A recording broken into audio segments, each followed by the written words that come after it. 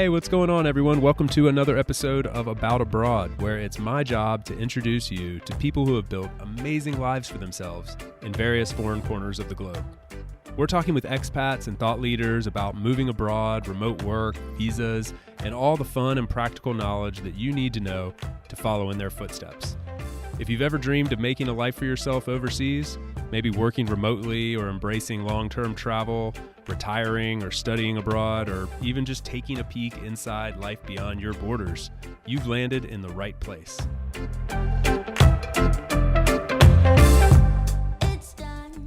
My guest today is my new friend Matt, who joins me from beautiful Nairobi, Kenya, but he's originally from the US and California and made his way over to the African continent via the Peace Corps many years ago. But if you fast forward to today, he's lived in a handful of countries around Africa, most recently Zambia and Kenya, which we spend a good bit of time in today. But he's also traveled to a bunch of countries and was able to list off some of the pros and cons and highlights and anything that you might want to know about potentially starting your travels in Africa or even moving there. He has a ton to share on these subjects. We also get into the life of a digital nomad family, as he and his family are an international family and they travel a lot. Even recently just spent a year and a half traveling to 7 different countries with their 3 and 5-year-old. So we get into a bunch of different subjects in this one and mostly focus on Africa, Kenya, Nairobi, and all that you would want to know if you were kicking off your travels in this part of the world. I really enjoyed it, and I think you all will as well. Please help me in welcoming Matt to About Abroad. Yeah, so where are you right now, actually? Because I saw in your bio that you've lived in a lot of different places, and I thought about asking you before we got started, but I thought, well, we're going to be recording. I might as well just get it on air for both myself and the audience. Yep, I'm in Nairobi, Kenya, capital of Kenya. Just got back from a week on the coast, the Kenyan coast, which is amazing. But right now in Kenya, in Nairobi. Man, how far is Nairobi to the coast? Like, is that a hefty trip that you make like a big journey out of, or is it just like, oh yeah, we weekend at the beach? Some people do weekend. It's about an hour's flight. Some people weekend. We actually took the train from Nairobi to the coast, which is about a 6-hour journey, but it's a great train, really nice, and just actually enjoy the experience. Sweet. Well, have you traveled in a lot of other countries or other regions of the world? Like, is it comparable or a drastically different experience?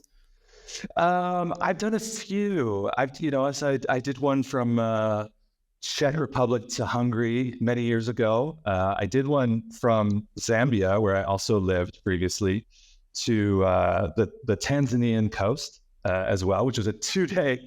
It was supposed to be a 2-day trip, turned into a 3-day trip. That was a bit different than the start one, but the one from Nairobi to Mombasa to the coast is quite new. I mean, I think it was only commissioned 3-4 years ago.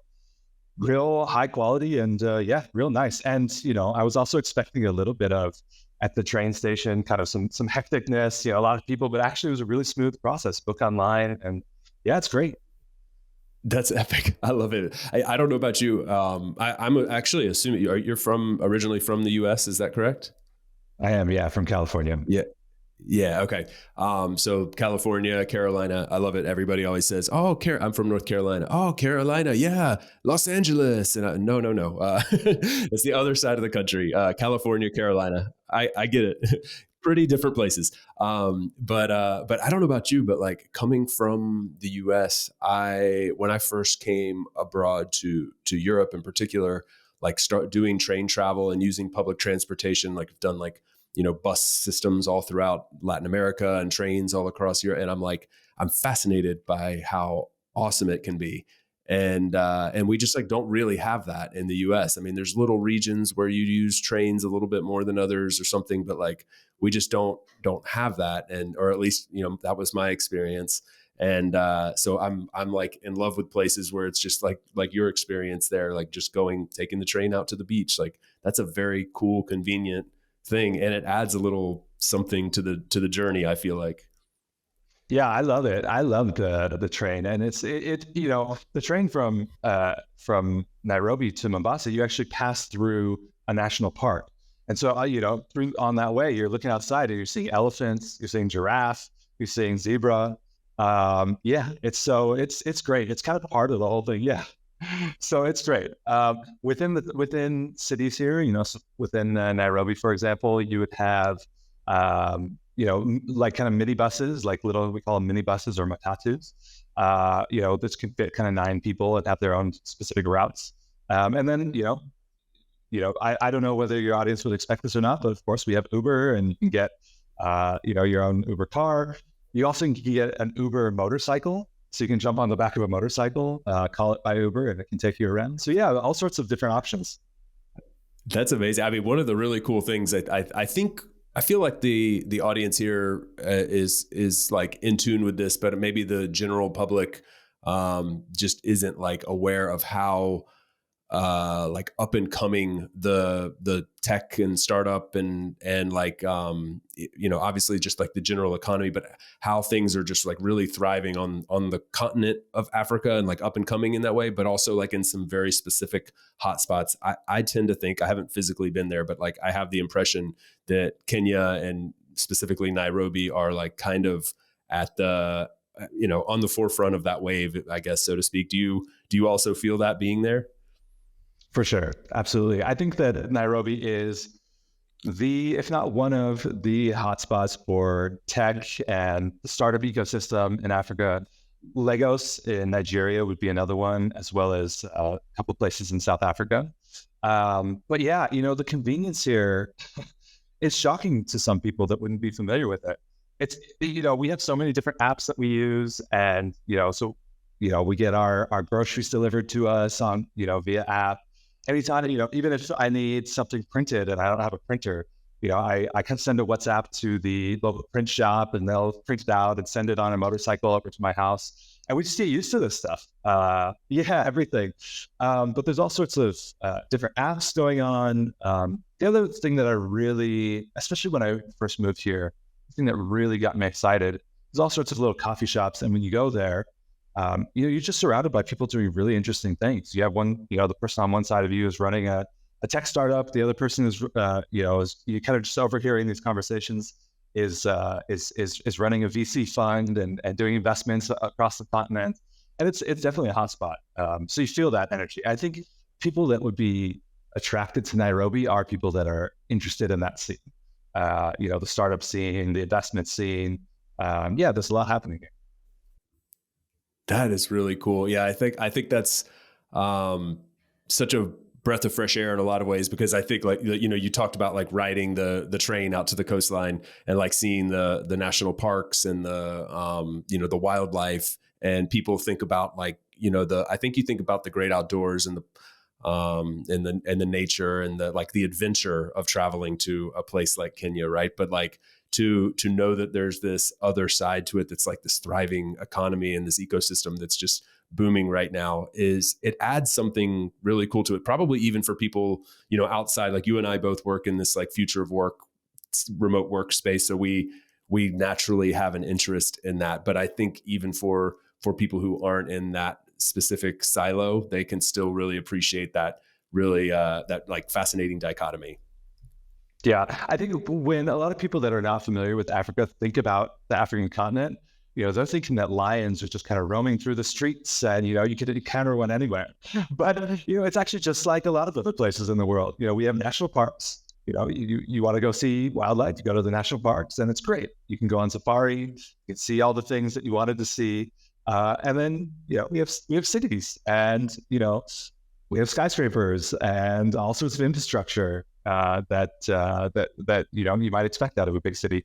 Nairobi is an interesting city because it's one of, if not the only city with a national park just next to it. So from my house, within 20 minutes, I can be at a national park. It's called Nairobi National Park. And I can see rhinos, I can see giraffe, I can see lions. And the cool thing is you can kind of, at some points, you can get to an angle where you're taking a picture of a giraffe, let's say, and in the background, you just have these skyscrapers. It's like, what? You don't really expect that to be there. But yeah, it's one of the few places. But there's all sorts of different national parks, different landscapes within Kenya, and Nairobi is a great kind of jumping off point for those as well. Do you feel like it's fairly easy to like get? I mean, it sounds like you've got a lot of conveniences that that I also think go fly under the radar. Like for people, like ourselves coming from the U.S., or I talk to a lot of like Western Europeans living here in Europe now, where like we have a perception that like we have all the conveniences in the world. But I've traveled to some places where you get like you talking about like WhatsApping your print shop guy, right, and like having that delivered right to you. Like I wouldn't expect that in the US. And like I was just in Crete, Greece, for example, where like in some ways like infrastructure was kind of rough, or there were some conveniences that weren't there. But then like on the other hand, I could like press a button on my phone, essentially on an app, and have like a €1 or €2 delicious coffee delivered to me wherever I was for free, and I'm like, nobody would ever deliver me a €1 or like a $2 coffee. Like I'd have to pay a $10 tip for that. And, so anyway, there's these little conveniences that you get used to. And I just kind of think that's really interesting. But like getting around Kenya, for example, do you feel like you have that train out to the beach? I don't know if that's an anomaly or if it's like, yeah, we can get all around the country like pretty easily, or do you drive? Like what does that look like when you want to get out of Nairobi? Yeah, so the train is, I guess, in some ways an anomaly. It kind of goes between Mombasa at the coast and Nairobi. Other places, there's various options for how you want to do it, and kind of depending on your budget. I mean, because we live here, we have a car. Typically, we would drive if we want to go out to national parks or go on little weekend excursions. But there are other options, and there's buses. There's buses that can kind of take you around the country.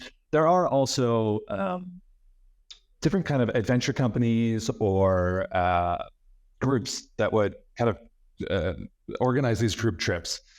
So they'll kind of, you'll organize with them. They'll come and pick you up from a particular place, and everybody will head out to the same place. And maybe they'll bring you back the same day if it's a day trip, or bring you back. Those do take a little bit more kind of knowing where to look, getting a little bit of recommendation from a friend. Okay, I've used this guys before and they're good. So it does, if you're kind of living in a place, it does allow you to kind of know a little bit more where to look, where to turn. You kind of develop your own little networks to find these things out. So that is the nice thing about kind of being in one place for a bit. But yeah, there's different options. How long have you guys been there now?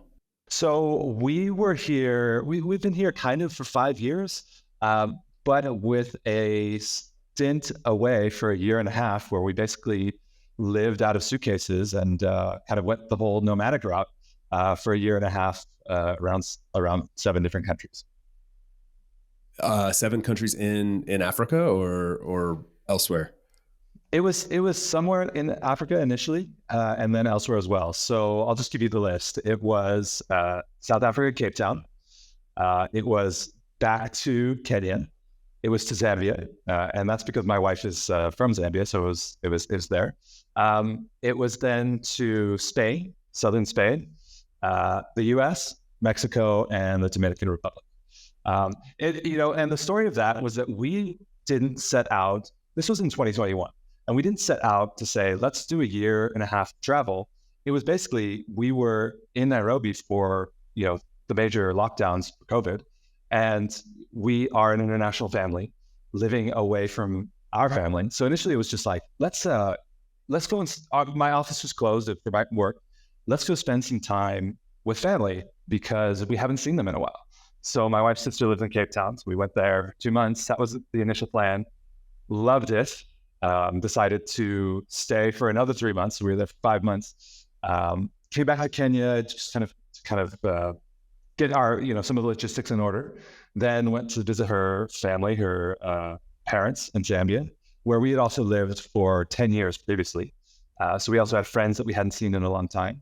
And then at that point we said, you know what, I was learning about the whole nomadic experience at that time. I didn't know so much about it. And then that was just when our minds opened and said, we don't have to go back to Nairobi right now. We can kind of do whatever we want. So we had a friend who offered us a place in Spain, in Malaga. And so we went there, visited my folks in the U.S. and then actually ended up in the Dominican Republic because there's a school there specifically for traveling families. So we specifically went out there for that. We have kids. I haven't mentioned that yet. We have kids that are young. They're 8 and 6. At this point, they were 5 and 3 when we set out. I think you probably just blew some people's minds there because they can't see you, so they're envisioning like the 24-year-old newlywed couple that with no kids and a couple backpacks, and they're like, "Yeah, sure, sounds great, man. Yeah, but when you have kids, you can't do." Oh, you can do that. You did that. What's the school in Dominican Republic called? Do you remember? Yep, it's called the Hive, and so it attracts people from around the world to come there. It's set up in 6-week kind of terms, let's say. They want you to commit for at least 6 weeks, and they're kind of project based. So each 6 weeks you go through this cycle, and the kids create a project, and that's it. But the cool thing, for the adults as well, is you have all these people from all over the world coming, kind of living in kind of proximity, not necessarily always with each other, but in proximity. And so you get a community of people from around the world coming there and ready to make friends and explore. And it was great. I think it's such an amazing way for the kids to get in like you and I work in this future of workspace, right? So we see like what the modern workplace looks like, and that's not the aspiration for everyone. That's fine. Like I'm not suggesting that, but we can see where this is going. And I feel like the kids that are getting that experience, and like full disclosure, I don't have kids, so my opinion on this is very not important, but it's just my perception. For the parents that I see giving their kids that experience, I feel like they're getting such an advantage, like plopping them down in that space for 6 weeks with a bunch of international kids from all over who have all been taught different ways to approach problem solving, and they receive and give feedback in different ways, and they interact. They have different like cultural norms, different personalities, obviously, and they're like all working together on this project for 6 weeks. That feels like an incredible learning experience, and something like if I did have kids, I would want them to have. Yeah, absolutely. And we've experimented with so many different things. We put our kids into kind of a local private school in South Africa when we were in Cape Town, which they loved. We've had them tutored at different places. We did this at the Hive, and at some places we just didn't have them in school at all. But it's because of that. It's because we kind of, at least the way that I look at things is that the world is changing so much. And I just kind of feel like most traditional education systems are not really set up for kids to prepare them for the future. I'm not even sure if it's set up to prepare them for the present. And so, these types of experiences to me are just so much more valuable and enriching than just kind of having them sit in classrooms and read from textbooks and do worksheets. So yeah, I completely agree. It's that, that problem solving, kind of being in new environments. It's that having them kind of interact with new types of people and kind of negotiate that space and see what that's like. And then it's them kind of working through, being uncomfortable and what that means for them. And the one thing I would say, they do need to, it can be a bit jarring for them at times. They need a lot of support through this. It's not always easy, but I think it's great for them. Yeah, that's a fair point. I was going to ask, like, if there's, I guess the naysayer, like the more traditionalist parent would say, like, man, you're really shaking up their life. They need consistency. They need their routine, their group of friends, their activities and such. And like, you're kind of like taking that and just like shaking it up. My like initial argument to that, and again, like my opinion probably doesn't matter too much, would just be like, well, like, is that really life? Like, is that what life is going to look like? Is it going to be this like picture perfect routine of like structure and order, or is there going to be some chaos inevitably, and which one prepares them for that a little bit better? But I don't know, like, I'm sure you all, you thought through this. It seems pretty strategically. Like, did that pop up in the conversations when you were considering going a bit nomadic? Yeah, absolutely. I mean, I think And listen, everybody has kind of different situations for their family and their kids. Everybody's kids are different, have their own personalities. But for us, number one, we're an international family. So travel is going to be part of their lives no matter what. And travel is part of our lives. For me, yes, I have friends in Nairobi, but I also have some of my best friends. Many of my best friends are not in Nairobi. So it's keeping up relationships over distances. And I think that's just going to be part of their life as well. Being in Nairobi, for example, you know, the school that our kids go to now is very mixed. So you have a lot of Kenyans that are in it, but you also have a lot of people that are international. And that is a bit of a transient community. So, their friends will be here and they might leave after a couple of years. So I just think that this idea of consistency, at least for my kids, is a bit of a myth. I don't know that they find that consistency. Now, having said that, yeah, I do think that there is some value in a little bit of routine, and we try and keep some of that, whether it's having dinner at a certain time, whether it's, kind of just certain, routines that we go through within our household. I think that is good. I think there's some value in that, but, just the situation of our kids and our family, I don't know that consistency is a thing that just can be had, even if we were trying. Yeah, yeah. This might be a stupid question. What language do you guys speak together in the house? Is it all English, or is there a mix of languages? It's English. It's English. Yeah. So my wife is from Zambia. Zambia is a primarily English-speaking country. They have a lot of local languages, but the common language across the country is English, and it's a very good English-speaking country. I mean, they're quite good with their English skills. No language barrier there. Okay, cool. And in the classroom in Kenya and everything, is it predominantly English then as well? Yeah, it's probably English as well. They do have a little bit of a Swahili class, like as a little class that they do. But it's, the main language is English. Okay. And what about when you're out on the street, like ordering food or getting a taxi or something? Do you just expect you can speak English, or is there ever a challenge there? No, but for the most part, in Nairobi, in Zambia, in Kenya, in Lusaka, English is very widely spoken. We haven't got to this part of the story, but I originally came to Zambia right after my undergrad in the Peace Corps. So that's what took me there. I lived in a rural area for 2 years, and I did become conversant in the local language, or the most widely spoken local language, called Bemba, which was great. And I loved it. I put a lot of effort into trying learning it. I then moved to the capital, and kind of when I moved to the capital, even though almost everyone can speak Bemba, the local language, everyone can also speak English. And when they see me, they're just like, yeah, we'll just speak English to them. And then I'll try and speak Bemba back to them. But when they see me struggle a little bit, they'll just flip right back to English. So it was actually even hard for me, even if I knew the local language, to use it in some ways. Oh, that's so frustrating, right? Because you're like, I can do this, I swear. This is like such a common thing that native English speakers face around the world. We're like, I'm really trying to learn here. That's incredible, man. I mean, I have no idea what that language sounds like, and obviously, it's not a widely spoken one. So I think it takes. I don't know, maybe languages come easy to you, but for me at this stage in life, especially, I feel like I have to like really put effort into learning another language, and it's fun and I really enjoy it, but it's not something that I don't enjoy it because it comes naturally to me. It's like, it's a labor of love. So kudos to you. It's not easy. I was in a rural area where that's kind of was the language that was spoken. I was living actually with a family that only spoke that language. Maybe I should clarify that when you're in kind of a rural area, then you might have some language issues, whether you're in Kenya or when you're in Zambia.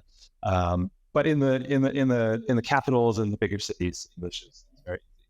But it was not easy. It's still not easy for me either. But yeah, it was something that was fun for this time.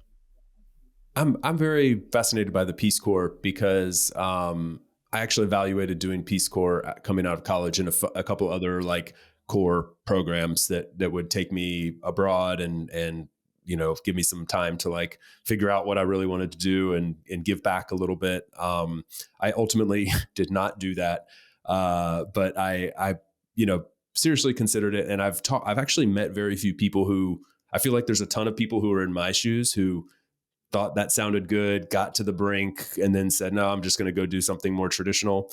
And then there's, the handful of people that I've met like yourself who actually went all the way through with it. And then I think you're maybe the only person I know that did that and is like still kind of there. That translated into you putting roots down eventually in some way or another and building a family and stuff. So, I mean, I didn't even know this was a part of your story until literally right this moment. What, can you talk a little bit about the Peace Corps experience? Yeah, definitely. I mean, so first of all, it was many years ago, I have a family now. It was many years ago, but, the Peace Corps, first of all, I love my experience there. And if your audience is kind of thinking about, what are pathways to get in, to live in Africa or to live in other parts of the world that may not be the traditional place that people think of going, it is a great path to get there. But yeah, it's a program where, you typically will spend 2 years in a country. You will oftentimes get trained in a particular area initially that will kind of be around the space of work that you do. For me, that was in education. I didn't study education in my undergrad, but I was, for the first 3 months of my time in the Peace Corps, I was training in education and also training in the local language. And then after those 3 months, you get placed usually in a pretty rural area. And you're kind of working with the local community around those specific things that you get trained in.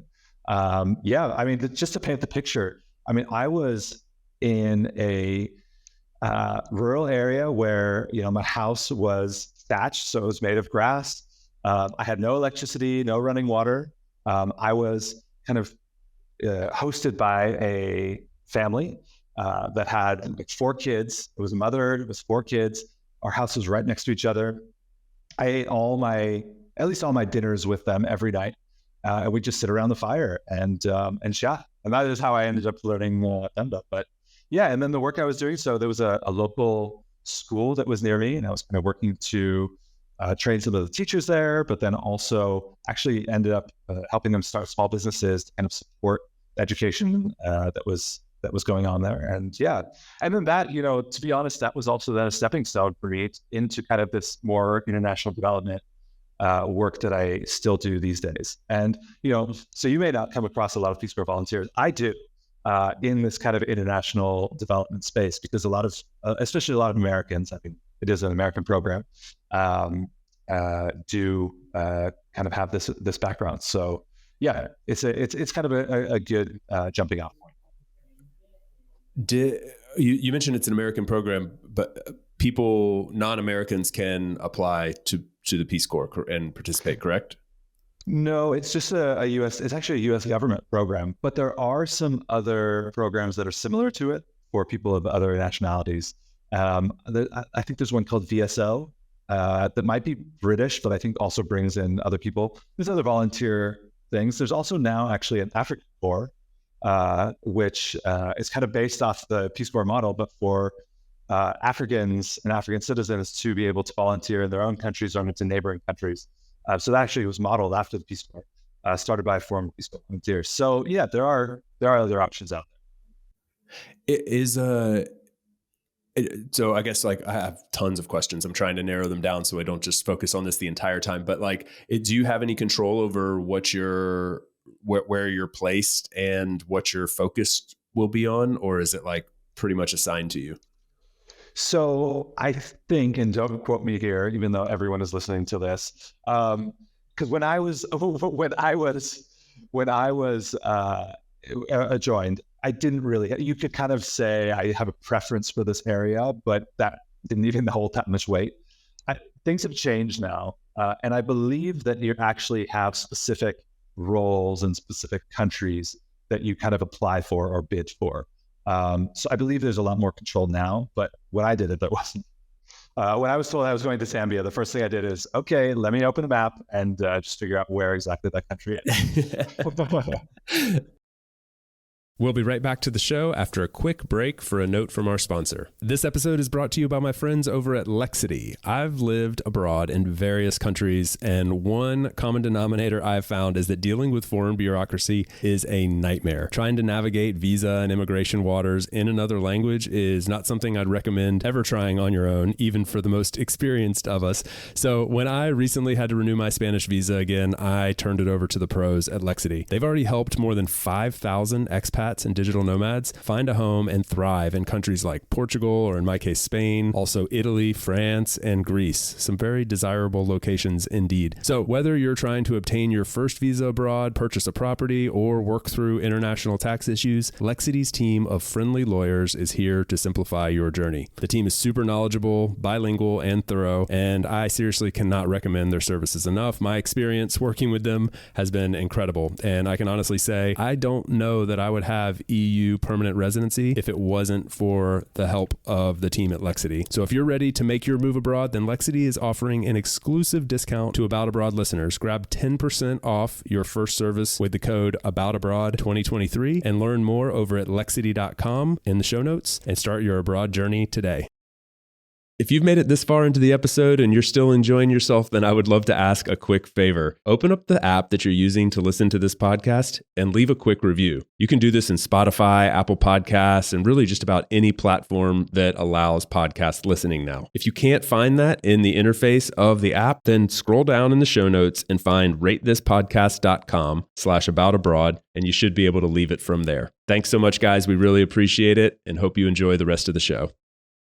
What an experience from California to rural Zambia and eating around a fire, speaking a totally different language. Do you recall, was this a overly positive or particularly challenging experience? Maybe a range of emotions, but I kind of asked the question because I think a lot of people go abroad with very high expectations, and then the realities hit you in the face, and you face some pretty staunch realities that even most people that have been on the show, for example, wouldn't have. But I think sometimes you can have really high expectations, you can be really excited, then the novelty wears off, the challenges smack you in the face, and it can be a bit of a shock. And you can go through a wide variety of emotions. But I've talked to people who have just it lived up to everything that I wanted. I got everything I wanted from it, and everything in between. There's a spectrum. So I'm always just kind of interested to hear what was that like for you, if you can recall the range of emotions. I mean, overall, I loved it. It was great. I would recommend it to anyone. Now, having said that, there are some people that get out to this rural area, they're placed. I mean, it's a paint the picture again. You go through 3 months of training. During that time, you're with the other volunteers, but you're also kind of embedded in a local community, but you have a lot of support there. And then at some point, they say, okay, great, you're done with training. We are going to take you in this 4x4, and we're going to take you out to this very rural village. And they literally drop you off there with, a little water filter, maybe a bed, a few things. And then that 4x4 turns around and leaves. And yeah, that was an intense moment. And I remember kind of a month in, just kind of sitting there and being like, what am I doing? This is crazy. But kind of pushed on through that. And I mean, I think that was a short period of time.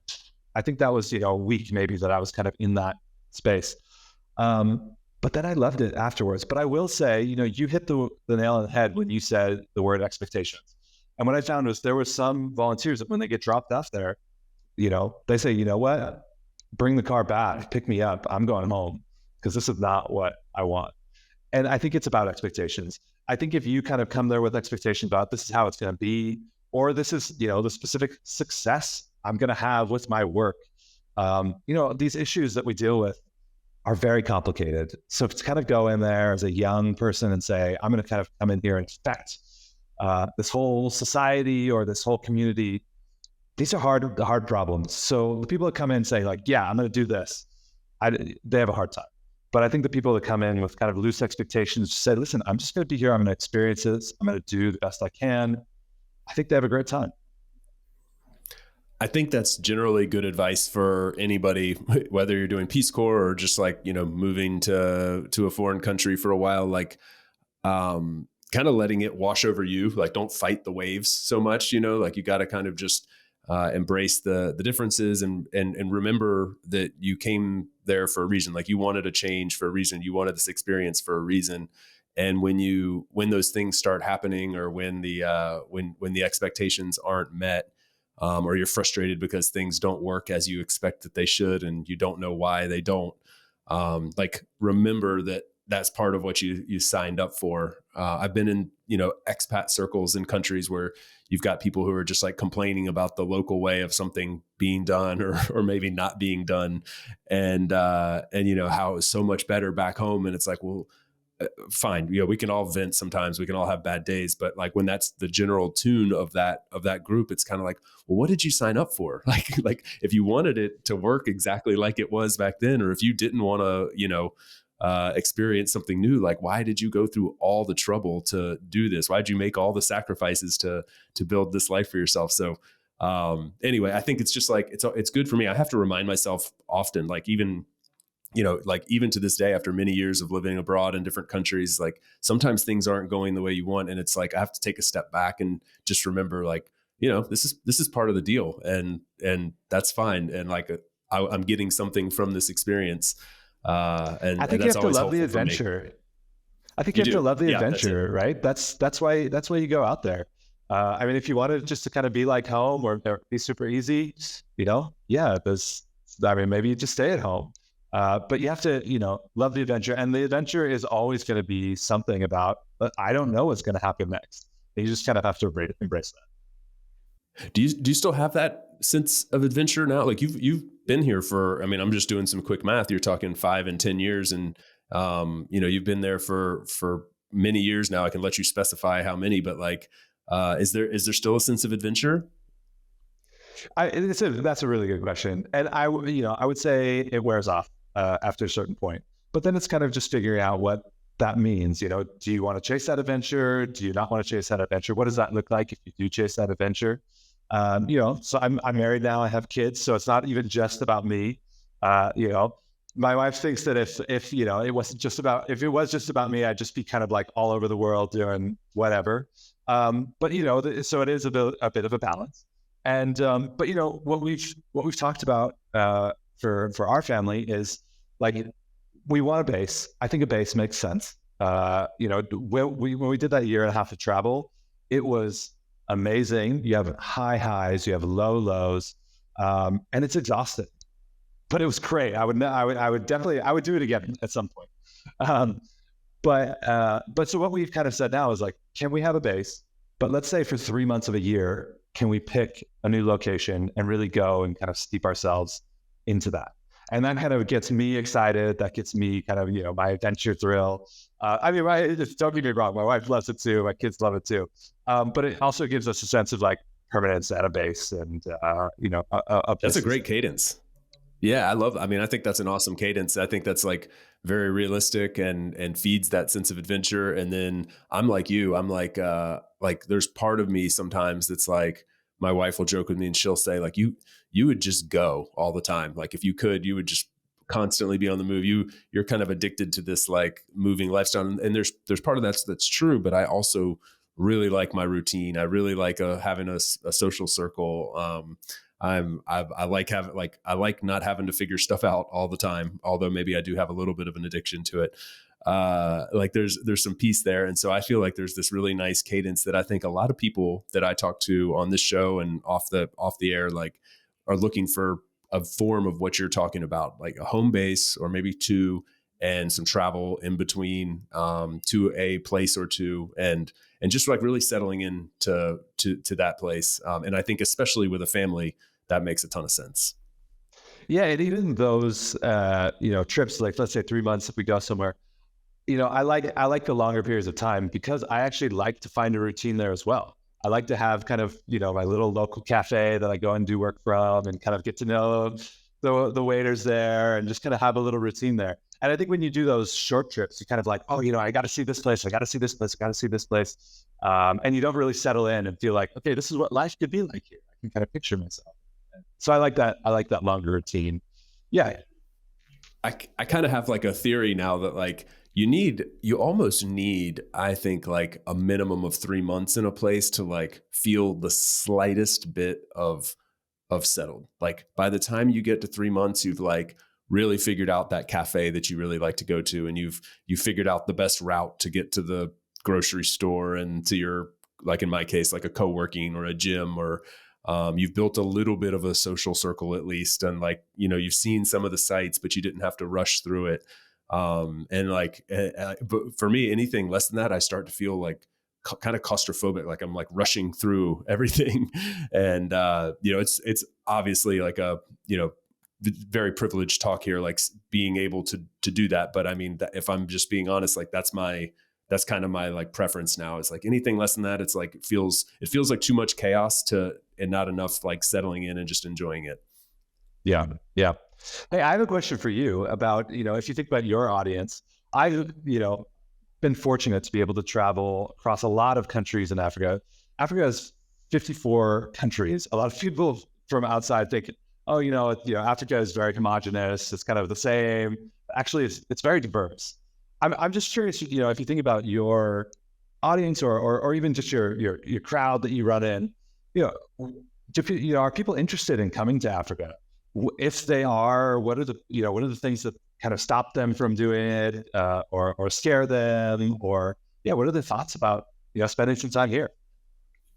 I love this question. I think this is fascinating because we'll do a little nerd out in some techie terms here for a second. If we were looking at the adoption cycle, I feel like Africa would be like the early adopters are all in on Africa. Like this is the future. You hear that conversation in these circles, right? Like people are really starting to explore more countries within Africa. The discussion about like what you can do there is evolving past just like, you can go do a safari, or you can go to Cape Town. It's like it's going much further than that. But I think in like the general public, like when I talk to, the average person who's just kind of like, hey, I'm planning my first trip abroad, like their first thought isn't to necessarily go to Africa. But something interesting, like I did just have one of my best friends, he and his wife, not huge travelers, like there are people that have the desire to travel a lot, but they just haven't gotten there yet in their life. And they're hoping they're like getting to that. They just got married and they're like they've been, doing all the like quote unquote right financial things to get to this point. And the first trip that they took together abroad was like a 4-week trip through Africa.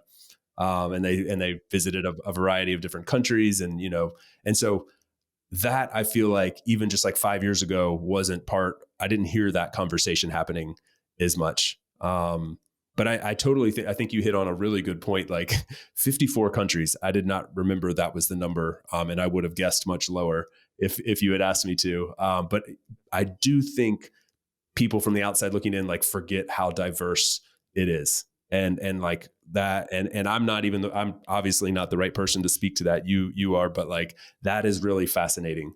And how much diversity you can get on this massive continent is something that I think is really cool to dive into. Yeah, there's all sorts of different languages, cultures, different foods in different regions. All sorts of diversity across the continent. I think that there are kind of some countries that are, let's say, easier. If you think about, like, this is my first trip, whether it's my first trip abroad or whether it's my first trip to Africa, there are some countries that I think are much easier, it's easier to kind of find a place to stay. It's easier with some of the logistics. And then there's countries that are harder. Obviously, one of the perceptions around the West is that it's dangerous, whether, because of violence or because of illness. And for me, I would say, I think a lot of that is really overblown. Definitely, there are certain countries or certain regions within a country that, you would probably want to stay away from, and that I would want to stay away from as well. But there's so many. I would say the majority of the continent is fairly accessible and people can go to. Yeah, I mean, if I were to kind of think about, where would you start? Where would be the easy places to go? I think Nairobi, again, is great. That's where I am right now. That's for the person that's interested in kind of business, startups, tech, all of that. There's good culture here. There's great restaurants here, all of that. And you can use it as a jump off point for safaris and other types of things. Cape Town, as you said, I think that one's fairly well known now at this point. I mean, it's the most naturally beautiful place I've ever been. It's really nice. Zanzibar. I don't know if you've heard of Zanzibar, but I wouldn't have guessed Zanzibar, but yeah, that's okay. That's a cool one. I love Zanzibar. Zanzibar's a little island off the coast of Tanzania, just across from Dar es Salaam, the capital, and just so it's this old Arabic Accords. So you have these old buildings with these narrow, pathways between buildings, but then set in a, absolutely stunning tropical island, blue azure water, and just, I love it there. So that would be another one. And then I have to also give shout out to Zambia, because I was there and where my wife's from, but Victoria Falls, shares the border between Zambia and Zimbabwe. And it's, there's just all sorts of little adventures you can do there, bungee jumping, abseiling, or, rappelling, little, and safaris and all that stuff. So it's a good place. I think you spend a month there for sure. So those are just some places. I'm glad I was going to ask about, give me the short list for the novice Africa traveler. And so you did that without me even having to ask. Thank you. I was going to ask about you lived a significant amount of time in Zambia and now in Kenya. You've traveled a lot, but how do you, between Zambia and Kenya, are there do you find super drastic differences, cultural, natural, how do you compare, contrast those two countries, just for example? Yeah, so definitely there's differences. And let me think of kind of almost like the categories of them. I mean, Nairobi is a much bigger city than Lusaka, the capital of Zambia. And that comes with, the benefits and the drawbacks of a bigger city. It has a little bit more of a hustler culture. So people are a little bit more straightforward and kind of tell you what they're thinking and, but also really nice and helpful. Zambia is very laid back. So, you can, first of all, almost anywhere kind of in the city of Lusaka, you can walk at night, no safety concerns, really nice. People want to help you out. It's a very kind of mellow place. In terms of, food, so you have different food in different areas. So Zambia has a little more of it's landlocked, so it hasn't got a lot of the spices that have come in from other areas. But you get a lot of beef and chicken and meats and sausages there.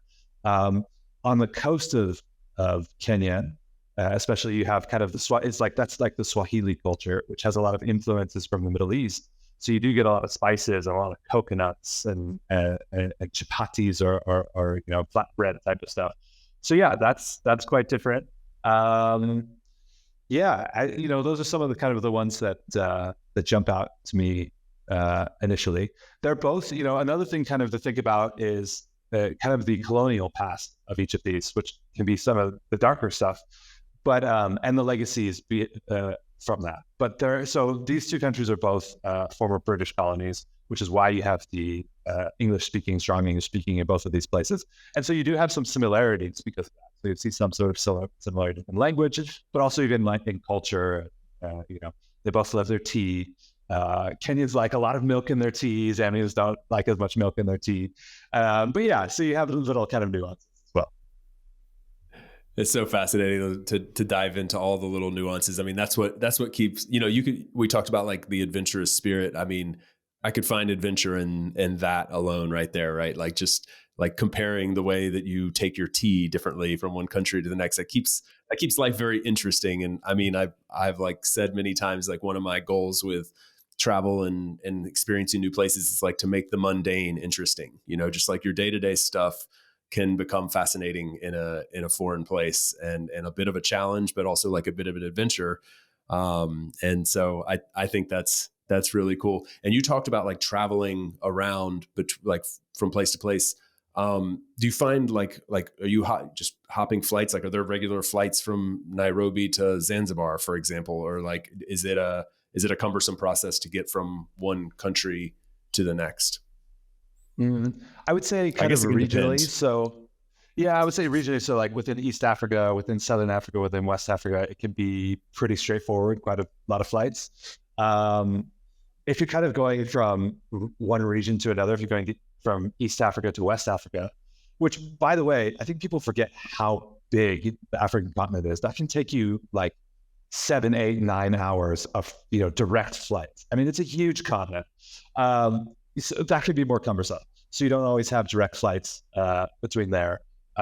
Ethiopian Airways, for those who probably a lot of people wouldn't know this, has become like one of the biggest flight airlines on the continent.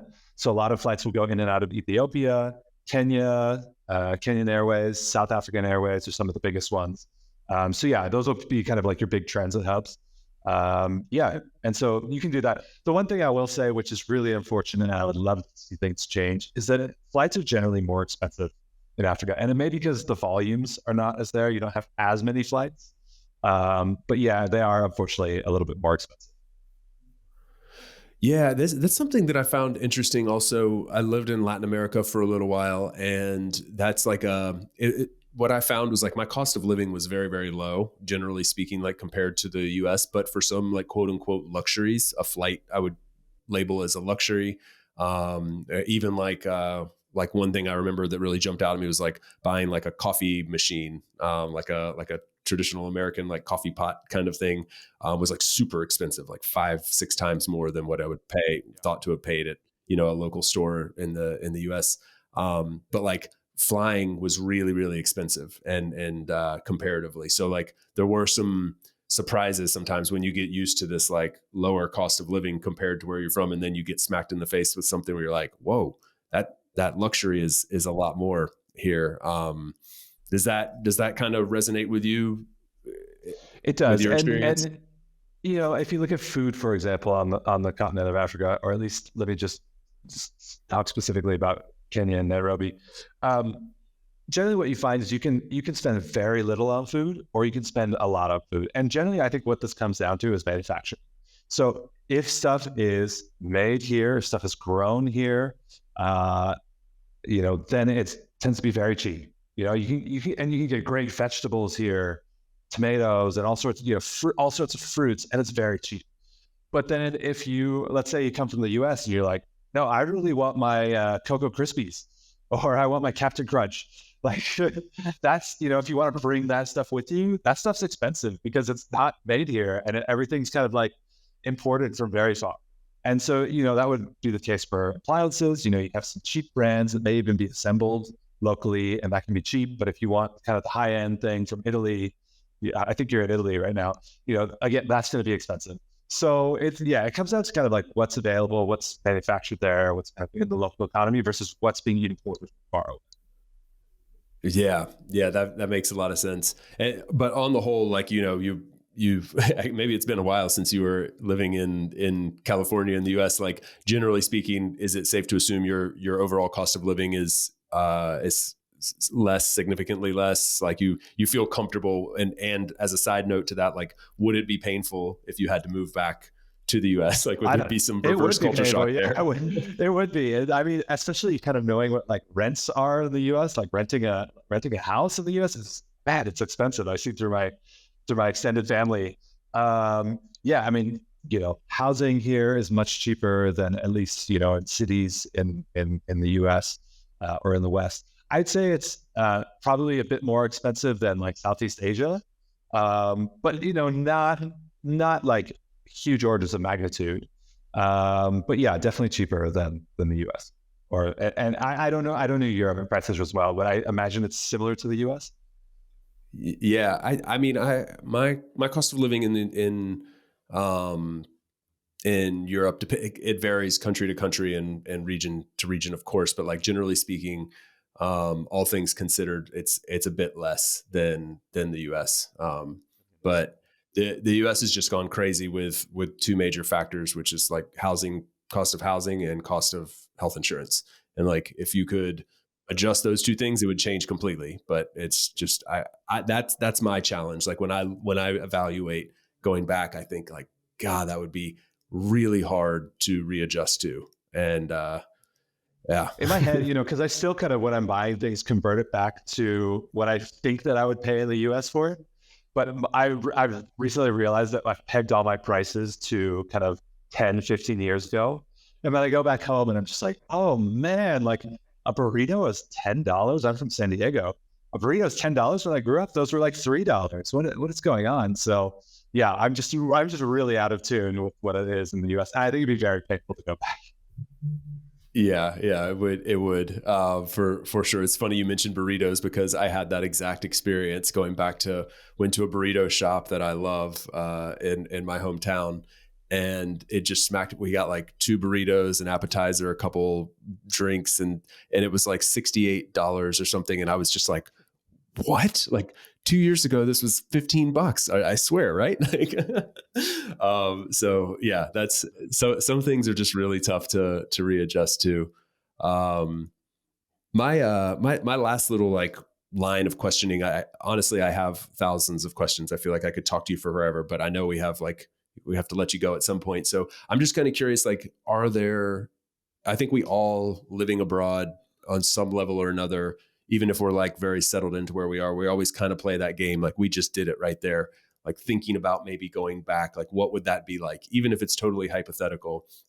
Um, and so I guess like leaning into that a little bit, like what, if someone was evaluating perhaps a move to Nairobi, like, or to Kenya, and maybe even if there's any way to make it more like broadly to Africa, like what kind of advice would you give to them?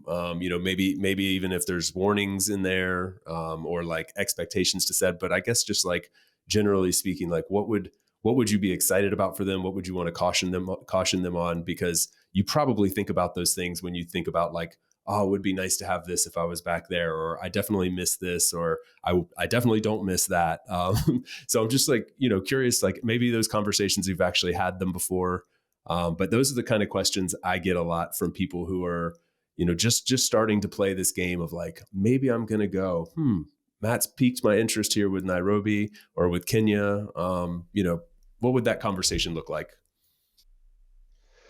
Yeah, I think the first thing is, in terms of advice, see if you can get plugged into some sort of community, whether it's a Facebook group, whether it's if you have a particular interest.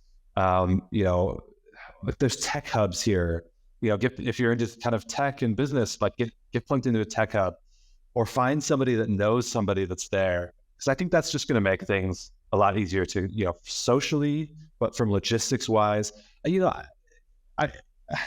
I don't know if this is common. I suspect it is in some developing economies, but like processes are not always as straightforward, but it's always just kind of, we don't navigate things maybe like you would in the West, where, you go to a website and it lays everything out and then you just kind of follow that, which I also find very restricting because if you have any sort of anomaly or like change, it's very hard because you have to follow a process.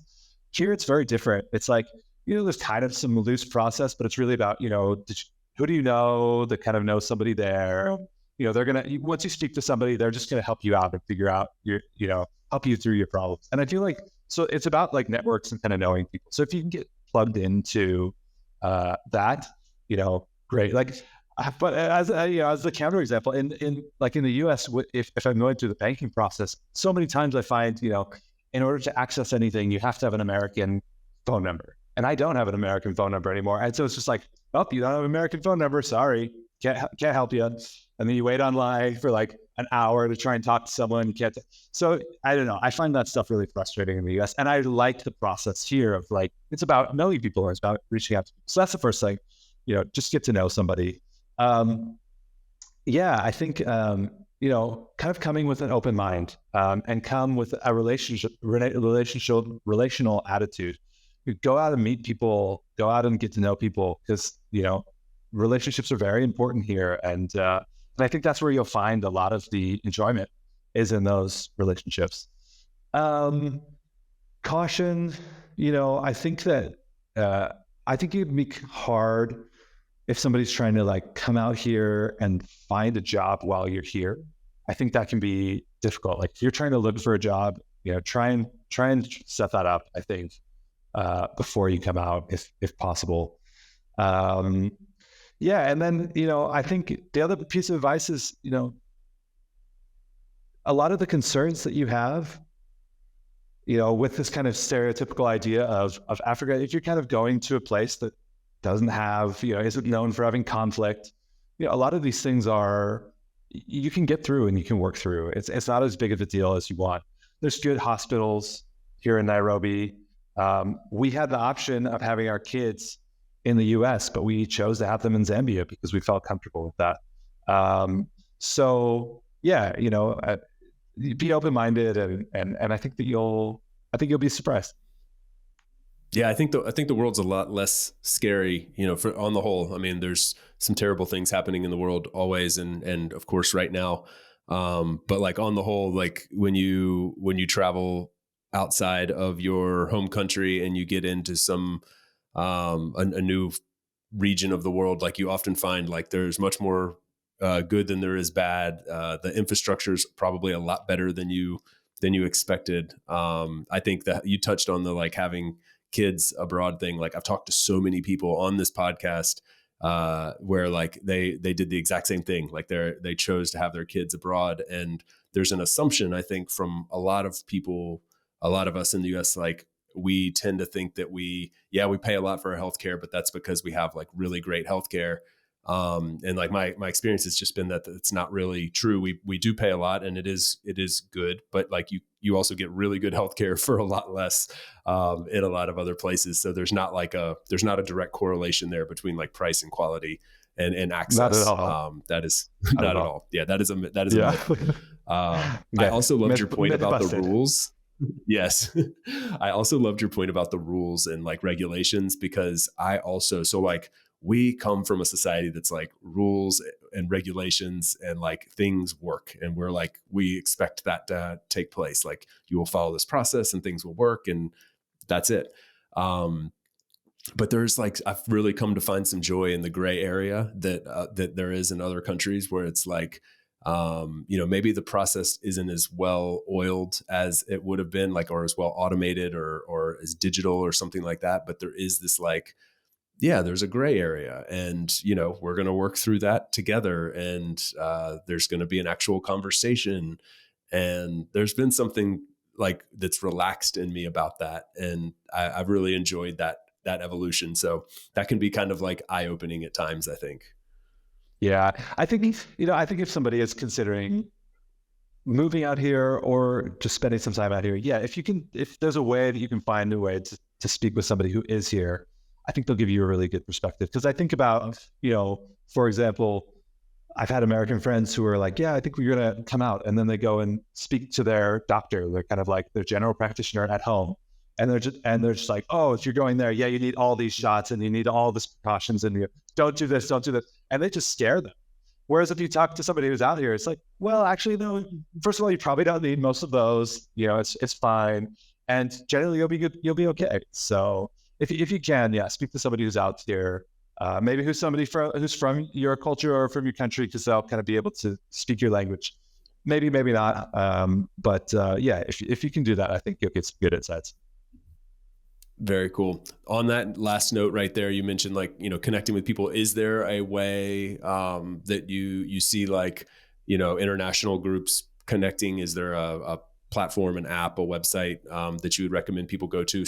I guess specifically we're talking about Nairobi, Kenya here, but any suggestions in that regard? I mean, I think it's just the usual. I think it's Facebook groups. Facebook groups, whether it's expats or whether it's around some sort of like schooling options, or around a particular interest that you have. I didn't mention this before, but a lot of people, sports. If you play sports, is a great way to kind of get plugged into a community.